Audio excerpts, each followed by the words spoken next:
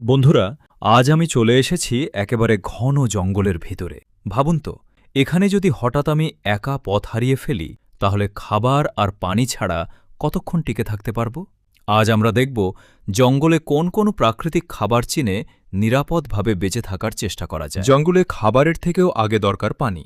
আমি একটা ছোট ঝর্ণার মতো পানির উৎস পেয়েছি, কিন্তু শুধু পানি দেখতে পরিষ্কার হলেই সরাসরি পান করা নিরাপদ নয়। তাই বেঁচে থাকার পরিস্থিতিতে পানি সংগ্রহ করে পরিশোধন করা সবচেয়ে গুরুত্বপূর্ণ। জঙ্গলে অনেক রকম ফল পাওয়া যায়, কিন্তু একটা বিষয় মনে রাখবেন, শুধু দেখতে ভালো লাগলেই কোনো অচেনা ফল খাওয়া যাবে না। ভুল ফল খেলে বিষক্রিয়া হতে পারে। তাই পরিচিত এবং নিশ্চিতভাবে নিরাপদ খাবারই বেছে নিতে হবে। জঙ্গলে কিছু কন্দ বা মূল খাবার হিসেবে ব্যবহার করা যায়, কিন্তু কোন গাছের মূল নিরাপদ আর কোনটা বিষাক্ত এটা না জেনে কখনোই খাওয়া উচিত নয়।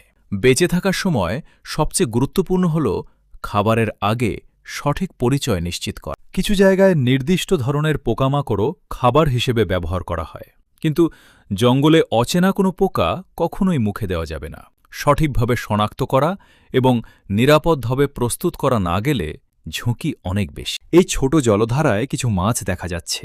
যদি খাবারের খুব প্রয়োজন হয়, তাহলে স্থানীয় নিয়ম ও নিরাপদ পদ্ধতি মেনে মাছ সংগ্রহ করা যেতে পারে। তবে কাঁচা মাছ বন্ধুরা, খাওয়া যাবে না। অবশেষে রাতটা ভালোভাবে জঙ্গলে কাটিয়ে রান্না সকাল হয়ে করা গেল। জরুরি। আজকের অভিজ্ঞতা থেকে একটা জিনিস বুঝলাম, জঙ্গলে বেঁচে থাকার জন্য শুধু খাবার খুঁজলেই হয় না, সঠিক সিদ্ধান্ত নেওয়াটাই সবচেয়ে গুরুত্বপূর্ণ।